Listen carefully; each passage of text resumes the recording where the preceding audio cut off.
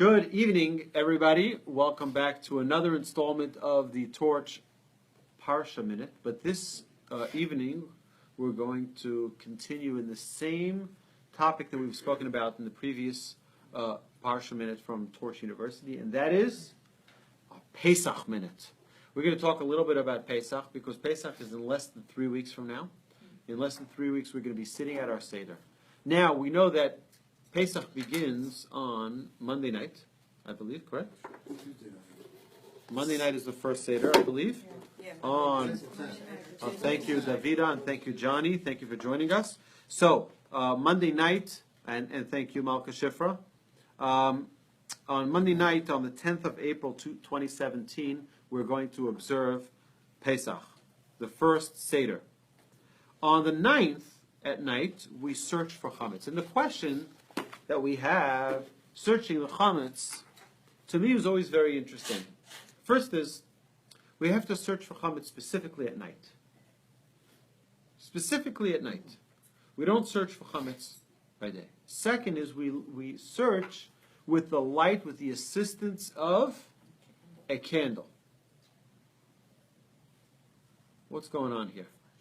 What's going on? So you could use a flashlight as well if you feel that there's a significant danger of a fire or something like that. You can use a flashlight. But the question is why? And it's bothered me for years. Why does it have to be at night? Why can't we search during the day? And why does it have to be to the light of a candle or a flashlight? Now, I do know people today who use only flashlights. But ask your local bona fide rabbi before you do that. Okay. And so I was thinking the following idea. And that is because what we're really doing is not only searching our house for chametz. We're not only searching our house for bread, or for Cheerios, or for checks, or for other types of food that are made from the 5 grains that are mixed with water and have risen for longer than 18 minutes, right? That's not only that. What we're really looking for is like what we mentioned last time. What is chametz? Chametz, we said, was from these 5 grains, but it's also character flaws that are within us. And really what we need to do is search within ourselves.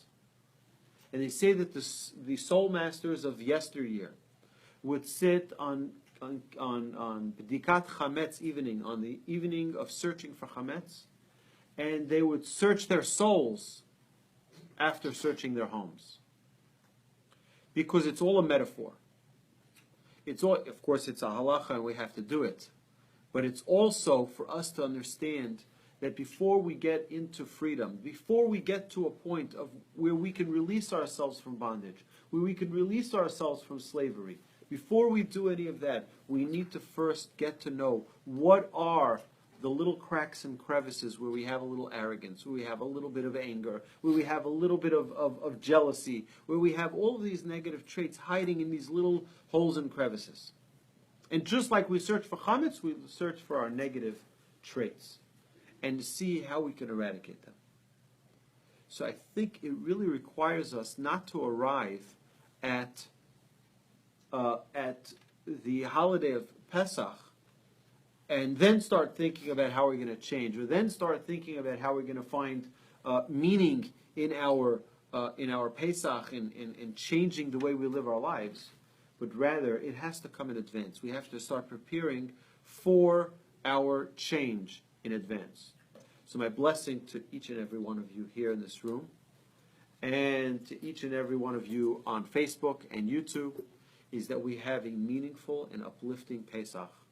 And the only way to do that is not only by cleaning our house for chametz, not only closing off the areas that have, we mentioned last time about the yeast, is that it's a symbol of arrogance. Just like bread really should look like matzah, but you put that yeast in and it expands it. So to us, we really should be much more humble, but we have that yeast, which is the Yetzer Hara, and it makes us humble. It makes us arrogant instead of keeping us humble.